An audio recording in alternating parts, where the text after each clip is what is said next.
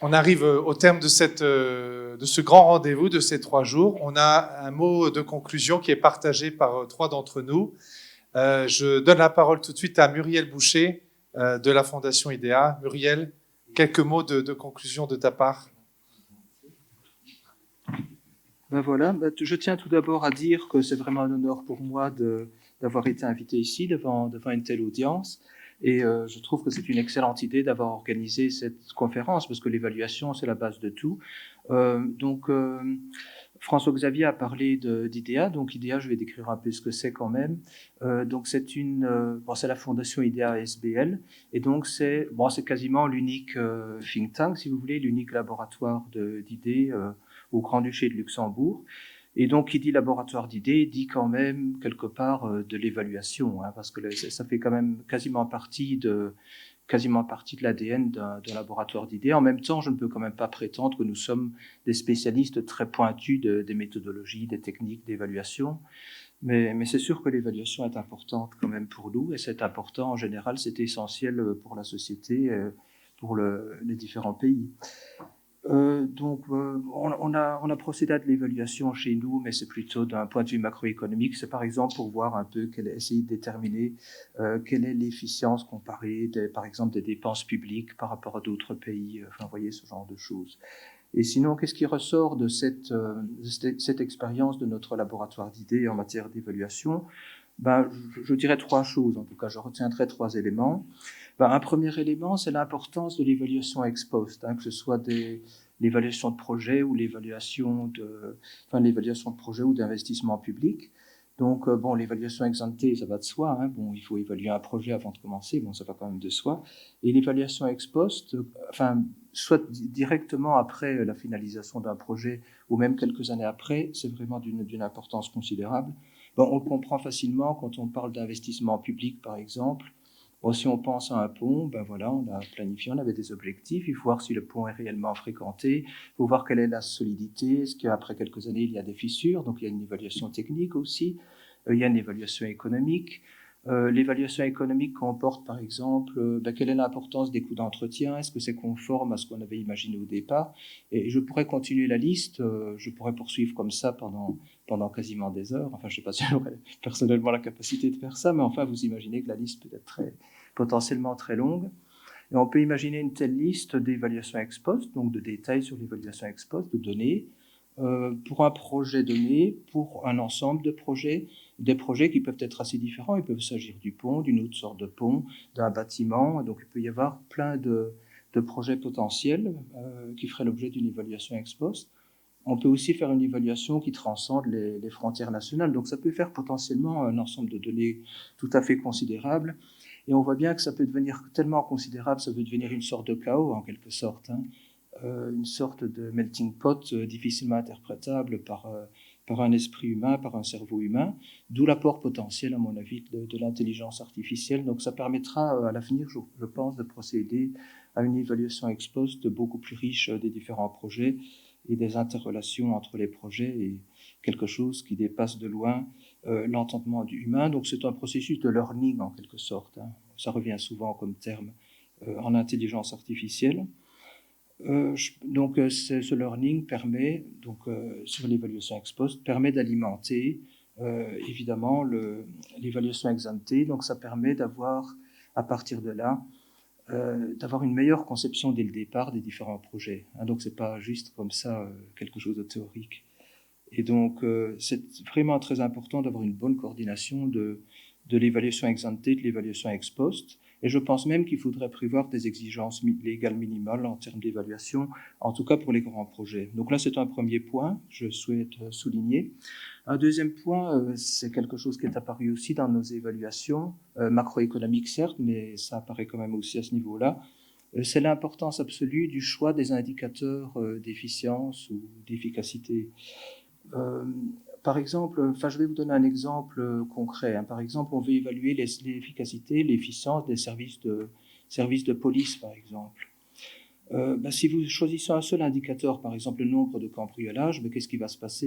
Et vous allez allouer les budgets en fonction de ça. Qu'est-ce qui va se passer? Évidemment, ça va biaiser le comportement des forces de police. On va canaliser davantage les ressources vers un seul objectif, c'est-à-dire la lutte contre les cambriolages, et on va, les vols à la tire et le reste, on va négliger ça, les violences publiques, etc.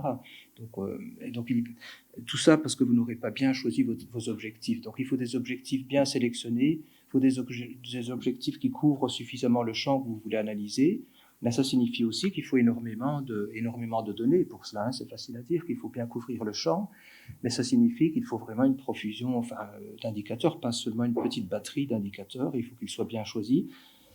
Et le problème dans le cadre actuel, c'est que les sources statistiques existantes s'avèrent souvent insuffisantes pour assurer cette continuité des différents indicateurs.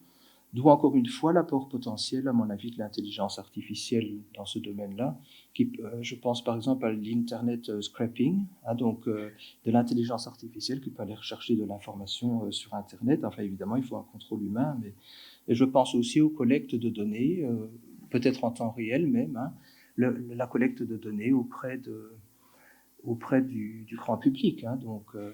Ne fût-ce que pour recueillir la satisfaction quant à certains services publics. Donc ça peut s'avérer important. Donc l'importance du choix des indicateurs, c'était mon deuxième point. Et le troisième point, c'est l'importance, ça a été déjà évoqué d'ailleurs à travers les exposés précédents, c'est l'importance considérable de la gouvernance et de l'appropriation du processus d'évaluation par les différents acteurs, par les différents responsables, sur le plan juridique, sur le plan administratif, sur le plan économique. Donc il ne s'agit pas de plaquer un processus d'évaluation sur une organisation existante, il faudra aussi réfléchir à changer la façon même d'organiser les différents départements. Donc l'évaluation, c'est pas seulement plaquer sur une réalité existante sans modifier en quoi que ce soit cette réalité existante. Et donc l'appropriation par les évaluateurs, l'appropriation par les personnes évaluées aussi. Et c'est très important également de veiller, ça on en a parlé, à l'inclusion numérique de la population en général, à la population qui sera amenée, comme je l'ai dit dans le deuxième point, à participer davantage à l'évaluation de certains services. Et donc c'est essentiel d'avoir aussi une bonne appropriation par l'opinion. Et quand je dis appropriation, c'est des méthodologies, donc ils ne doivent pas être excessivement compliquées non plus. Il faut qu'elles soient précises, rigoureuses, mais pas excessivement compliquées. L'appropriation des objectifs opérationnels, et l'appropriation de la technologie également, qui ne doit pas non plus être excessivement compliquée.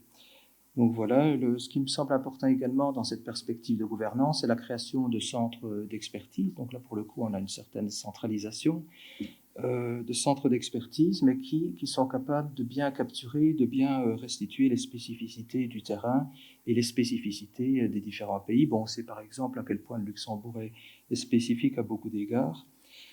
Donc voilà, juste pour souligner un petit peu 3 points qui me semblent très importants, avec l'apport potentiel des technologies nouvelles dans cette perspective.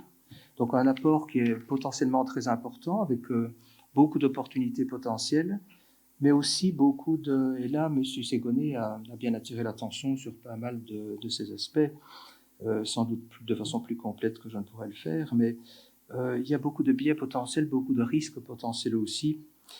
Par exemple, quand je parle de l'intérêt d'avoir une évaluation, je ne sais pas si c'est en temps réel, mais en tout cas sur le terrain, une évaluation qui passe par les utilisateurs de différents services publics, par exemple, ça suppose aussi que les utilisateurs ne manifestent pas par ce biais un mécontentement excessif non plus, qu'on n'en fasse pas une sorte de, je ne sais pas, de courroie de transmission de diverses frustrations, sinon vous biaisez complètement à votre évaluation, bien entendu. Il faut être bien attentif aussi, ça a été largement évoqué, aux aspects éthiques, parce que l'intelligence artificielle, c'est en gros comment aller de la façon la plus efficiente d'un point A à un point B. Donc la fin justifie les moyens, en quelque sorte. C'est pas la définition de l'éthique, pour des raisons évidentes. Et donc c'est très important d'avoir, ça M. Ségonnet en a parlé aussi, d'avoir un contrôle humain aussi tout au long de ce processus-là, et aussi dans le cadre des processus d'évaluation. Quelque chose qui est important aussi, c'est éviter que, par exemple, que ce soit les évalués ou les évaluateurs, se soumis à une sorte ce que j'appellerais une sorte de corset numérique, en quelque sorte. Où ils finiraient par avoir l'impression, ce ne serait peut-être pas le cas, mais ils finiraient par avoir l'impression que tous leurs faits et gestes sont contrôlés, sont sous contrôle en raison des dispositifs numériques. Et donc, qu'il n'y a plus de place du tout pour plus de marge de manœuvre, plus de place pour la créativité quasiment. Donc ça, c'est un danger potentiel que je verrai aussi. Et enfin, un dernier danger potentiel qui a été souligné aussi. Ça ne vaut pas pour l'intelligence artificielle interne développée à l'intérieur d'une entreprise, pour des raisons évidentes, mais ça vaut pour l'intelligence artificielle externe, donc achetée finalement, achetée à de grandes firmes par exemple. Donc souvent, les données vont se retrouver, qui peuvent résulter de l'évaluation ex post, par exemple, comme je le disais tout à l'heure. Les données risquent de se retrouver sur un cloud qui sera, je ne dis pas qu'il ne sera pas maîtrisable par les acteurs, mais il risque d'être maîtrisé par d'autres acteurs, en tout cas. Et donc, il y aura un risque potentiel de perte de souveraineté quant aux données et de risque de violation, de certains secrets, parce qu'il peut s'agir de données très sensibles, par exemple les données d'évaluation ex post. C'est pas... Et donc voilà, il y a beaucoup d'opportunités en effet. Il y a beaucoup de risques également, donc il faut être très conscient de ça. Il faut un contrôle humain, il faut une supervision, il faut que les grands projets fassent l'objet d'exigences minimales, comme je l'ai dit tout à l'heure. Mais en tout cas, ce qui est certain, au vu de tout ce qu'on a vu tout au long de cette conférence, et c'est le fruit de ma réflexion aussi, c'est que c'était une excellente idée, en tout cas, d'organiser un événement sur ce sujet. Merci. Merci beaucoup. Je donne la parole à Emmanuel Pondard, qui est membre de la SOLEP et travaille également à la BEI. Oui, bonjour tout le monde. C'est vraiment un honneur de pouvoir participer à cette session de clôture avec vous. Je ne sais pas si vous vous souvenez de l'intervention du ministre Fayot en début de notre FIF. Il a insisté sur le fait que le Luxembourg, c'était la bonne adresse. Je pense que c'est la bonne adresse parce que le Luxembourg, vous l'avez certainement marqué, c'est un carrefour des langues. Vous avez peut-être pu le voir quand vous avez pris les transports publics. Un carrefour des cultures, des idées, un carrefour géographique et désormais un carrefour des évaluateurs francophones. Et l'écosystème des évaluateurs ici au Luxembourg reflète aussi cette diversité et cet aspect carrefour. Je suis moi-même donc membre de la BEI et donc le service d'évaluation de la BEI. Nous avons beaucoup d'instances européennes qui sont présentes ici au Luxembourg et qui participent à réfléchir à ce que c'est que l'évaluation et à partager leur expérience européenne de l'évaluation, mais aussi des instances nationales luxembourgeoises en matière de recherche, en matière de ministères et d'agences nationales qui sont actives sur l'évaluation, et puis bien sûr les ONG et le monde académique. Donc c'est vraiment une richesse pour nous au Luxembourg de pouvoir avoir cette possibilité de réunir au sein d'un petit pays une telle diversité d'évaluateurs. Et donc on s'enrichit réellement et on se renforce mutuellement à travers cette dimension-là. Et pour nous, à la SOLEP, réunir ce FIF était aussi un signal très fort, je pense, vis-à-vis du Luxembourg lui-même, pour montrer que le monde des évaluateurs est un monde professionnel, très fort et très cohésif, et aussi de lui montrer les bonnes pratiques. Parce que, comme l'a dit Jeff, notre président à la SOLEP, en démarrage de la session, le Luxembourg est relativement en retard en termes d'institutionnalisation d'évaluation par rapport à d'autres pays. La dimension prospective est relativement bien développée. Par contre, la dimension évaluation est encore relativement peu avancée. Donc, je voudrais peut-être en 2 mots vous rappeler ce pourquoi la SOLEP essaie d'avoir un plaidoyer par rapport à l'évaluation au Luxembourg. Ce qui est important pour nous, c'est de promouvoir en particulier une démarche avec un recours plus systématique, notamment aux clauses évaluatives dans la loi, notamment par rapport aux projets coûteux, par rapport aux projets innovants, par rapport aux projets plus sensibles. On incite à ce que le Luxembourg mette en place des clauses évaluatives plus systématiques. Et pour ça, par exemple, les expériences de différents pays africains sont en fait des modèles pour nous, pour le Luxembourg. L'exemple de la Côte d'Ivoire aussi par rapport à une très forte structure d'évaluation au niveau parlementaire est clairement un modèle du Sud qui peut inspirer le Nord, et donc qui est vraiment très riche et qui est en fait pour nous un levier important aussi en termes de plaidoyer.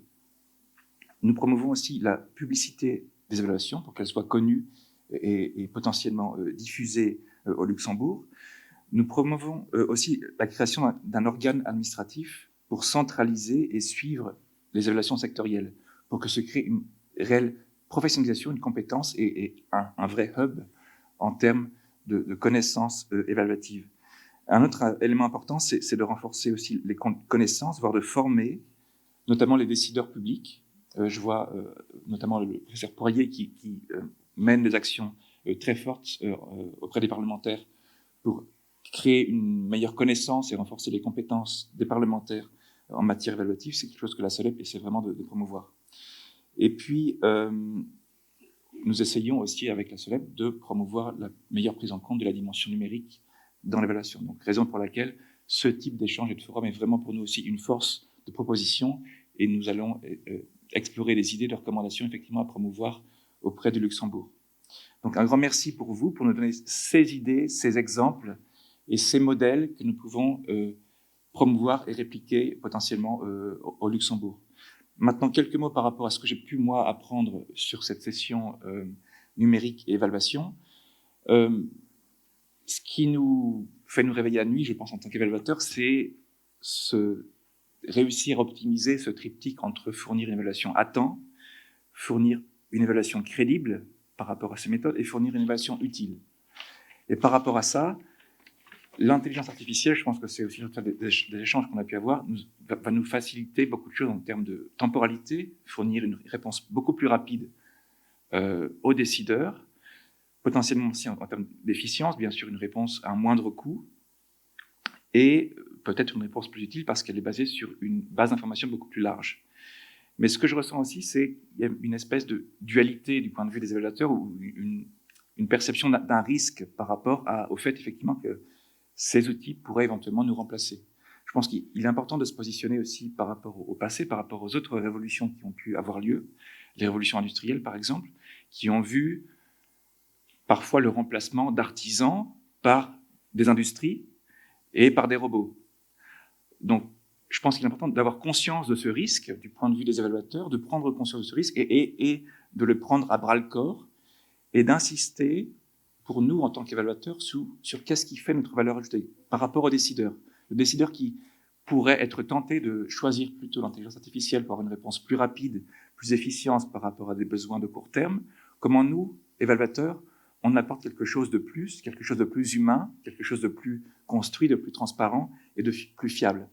Je pense que c'est très sain d'avoir ce type de discussion parce que on ne se voile pas la face. On sait qu'il y a des enjeux pour nous en tant qu'évaluateurs par rapport à cette évolution-là. Donc, il faut les prendre à bras-le-corps, les identifier notre valeur ajoutée, notre force, et préparer un argumentaire vis-à-vis des décideurs, notamment sur le fait que nous, évaluateurs, nous restons importants et critiques pour les aider à porter un jugement basé sur l'évidence. Voilà, peut-être 2 mots de remerciement par rapport à l'organisation de l'événement, à la Chambre de commerce d'abord pour, je pense, des infrastructures de très haute qualité, et puis une facilité effectivement d'échange qui nous a été permise, même si effectivement sur la partie climatisation, on pourrait évaluer les choses et proposer des recommandations à ce niveau-là. Un mot aussi de remerciement par rapport à la coopération luxembourgeoise et au ministère des Affaires étrangères qui a été un soutien continu de la SOLEP et en particulier de l'événement aussi organisé, vraiment un fidèle soutien de nos activités. Je voudrais aussi remercier tous les partenaires qui ont appuyé l'organisation de l'événement, et puis je voudrais peut-être que François-Xavier, Jeff, s'il est là, ah oui, il va arriver, les collègues d'Artemis et Jean-Marie qui va revenir, se lèvent et qu'on les applaudisse parce qu'ils ont été vraiment la cheville ouvrière. Je pense que quand ils ont lancé l'idée d'un FIF en Europe et au Luxembourg, on les a pris pour des fous, mais ils ont réussi à le faire et à le faire très bien. Donc Jeff, FX, les collègues d'Artemis et bien sûr Jean-Marie, un grand merci à vous. Merci.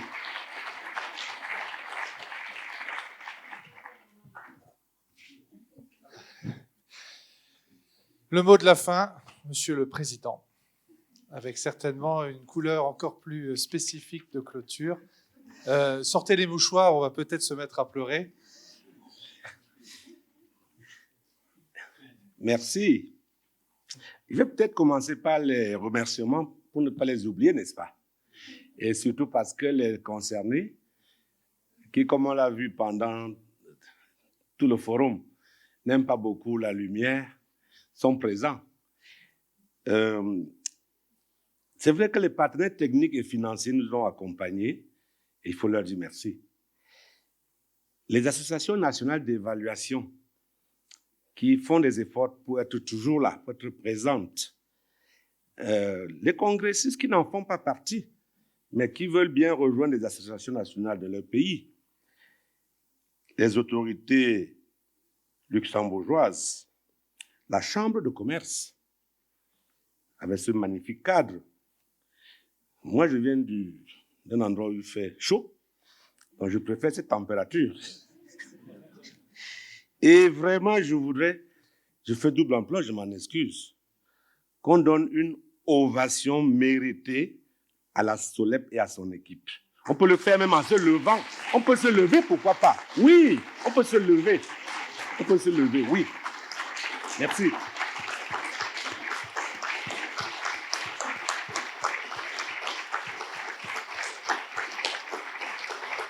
Merci beaucoup, merci. Parce que là, avec le FIF 2023 au Luxembourg, nous avons brisé le signe indien. Ce FIF qu'on pensait impossible au nord. Donc voilà, il s'est tenu. Et de manière remarquable. Maintenant, nous savons que nous avons quitté notre zone de confort. La suite sera plus difficile, n'est-ce pas? Mais nous devons nous engager sur ce chemin. Cela a demandé 10 ans. Peut-être que bientôt on commencera à penser à un FIF. N'est-ce pas? En Amérique du Nord, pourquoi pas? Ah oui, oui, pourquoi pas? C'est vrai que en 10 ans, et pendant les discussions, cela est revenu assez souvent, y compris au cours de cette plénière. Il y a une demande de la part des associations nationales d'évaluation de plus et de mieux de synergie, d'interaction, d'échange, de solidarité. Et nous savons que c'est le même message que nous avons reçu dans le cadre du processus de planification stratégique. Nous sommes actuellement en train de nous attacher à trouver les voies et moyens pour répondre à ces questions-là. Plusieurs chantiers sont ouverts, y compris le chantier de gouvernance. Comment peut-on s'assurer qu'on a un secrétariat permanent qui opère mieux que le secrétariat permanent aujourd'hui? Donc, nous savons tous qu'il se trouve dans la tête d'un seul homme. Ces questions-là sont des questions qui ne sont pas tabous. Comment faire pour s'assurer que Benoît, qui a fait 2 ans comme vice-président, il fait 2 ans comme président, qui continue son mandat, pourquoi pas? Maintenant qu'il a appris la relation, etc. Aujourd'hui, je les contacte, mais nous avons une assemblée générale électorale qui doit avoir lieu vers la fin de l'année. Et donc, je devrais laisser la place à quelqu'un d'autre. Ça, c'est ce que nos textes disent. Et nous allons les appliquer.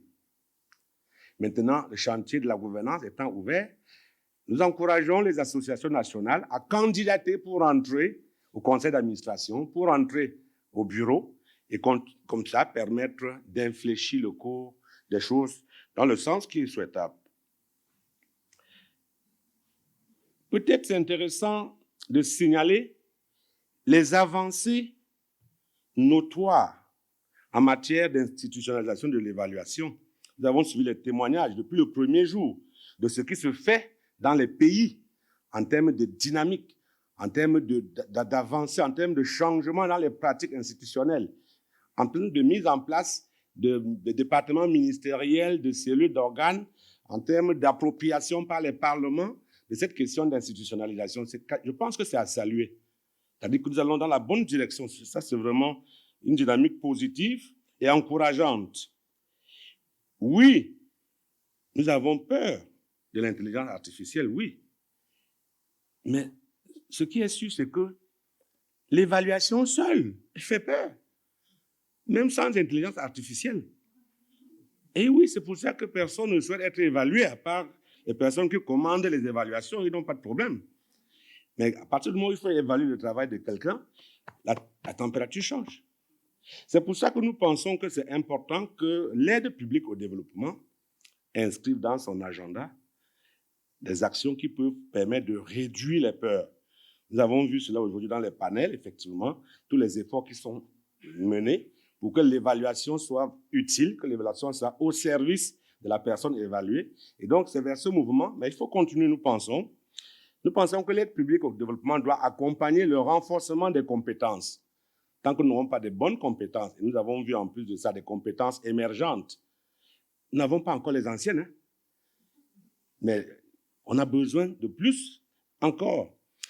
Nous pensons surtout que l'aide publique au développement doit accompagner, doit permettre d'outiller notamment les pays du Sud en infrastructure numérique pour éviter d'aboutir à la fracture.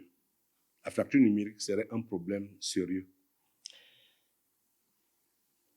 Oui, ce FIF nous a donné la possibilité de tester et de valider la pertinence du réseau francophone de l'évaluation, mais surtout la validité de ce forum. Nous sommes quand même dans un espace caractérisé par notre identité. C'est une identité de langue. C'est pour ça qu'on n'a jamais dit qu'il faut traduire les outils ou quoi que ce soit en langue française. Non, il faut adapter, il faut construire des outils qui sont propres à notre identité linguistique. Et c'est important pour nous de nous sentir comme d'habitude ainsi en famille quand nous nous réunissons. C'est bien une réunion de famille, la famille de la francophonie. Et cette famille a des membres en Afrique, des membres en Europe, des membres en Amérique du Nord et dans d'autres parties du monde. Et à chaque fois que nous nous réunissons ainsi, nous savons que la fonction essentielle des FIF, c'est faire porter nos voix. Nous devons être audibles, nous devons nous faire écouter. C'est pour cela que les messages qui ont été donnés, que ce soit des messages critiques ou des messages beaucoup plus orientés vers les enjeux, ont été bien captés et seront utilisés. Nous avons été très contents de savoir dans les panels que l'organisation d'un FIF est un accélérateur de l'institutionnalisation de l'évaluation. Parce qu'à partir du moment où on lance le chantier de l'organisation du FIF, immédiatement l'association nationale se met en branle, relation avec les autorités, relation avec les parlements, relation avec les ministères, et donc tout ceci permet de faire le plaidoyer, de faire la sensibilisation, et c'est pour ça qu'on peut très bien comprendre. On fera un jour l'évaluation pour savoir que les pays où on a pu organiser des forums ont avancé sur quelque chose, soit un peu avant, soit un peu après. Et pour nous, ça, c'est quelque chose qui est encourageant et qui nous montre qu'il faut continuer sur cette voie. On nous a dit que le réseau francophone de l'évaluation et le Forum international francophone, son produit phare, permettent de crédibiliser les associations nationales d'évaluation. Lorsque l'on est membre, lorsqu'on se déclare auprès de son gouvernement, des autorités nationales, comme membre de l'association du réseau francophone de l'évaluation, on est pris un peu plus au sérieux. C'est les témoignages qui nous remontent et qui font chaud au cœur. Oui, c'est vrai qu'à ces réunions, il y a des personnes qui auraient pu être là. C'est les absents. Pour diverses raisons. Beaucoup de personnes n'ont pas pu venir. Et nous avons quand même une pensée. Nous savons qu'ils partageront les résultats. Nous veillerons à ce que ces résultats-là soient portés à leur connaissance afin qu'ils puissent en tirer profit. 3 jours merveilleux. Que rêver de mieux? Mais c'est le moment, je pense, de penser au futur. Le prochain FIF de 2025, dont nous ne connaissons encore ni le lieu, ni le thème, ainsi que le dispose de nos textes, mais qui sera connu par le mécanisme d'un processus qui demande au secrétariat permanent de lancer d'ici quelques mois un appel ouvert à candidature pour identifier les associations nationales d'évaluation qui sont intéressées à accueillir le prochain événement. Ce FIF-là, je suis persuadé, sera encore un FIF tout aussi merveilleux que celui-ci.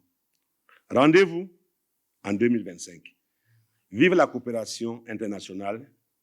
Je vous remercie pour votre attention.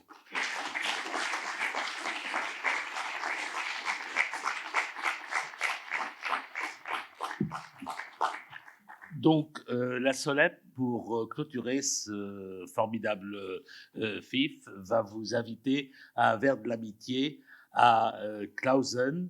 Donc, je vous demanderai de vous rendre à l'entrée ici de la Chambre de commerce, où des accompagnatrices vont vous accompagner jusqu'au lieu indiqué. C'est un verre de l'amitié ouvert à tout le monde, sans restriction. Je pense qu'on a passé 3 journées intéressantes ici dans la Chambre de commerce, mais c'est le moment un peu de sortir de ce cadre-là et d'aller à un cadre un peu plus, enfin, un cadre très différent, très, très différent. Voilà.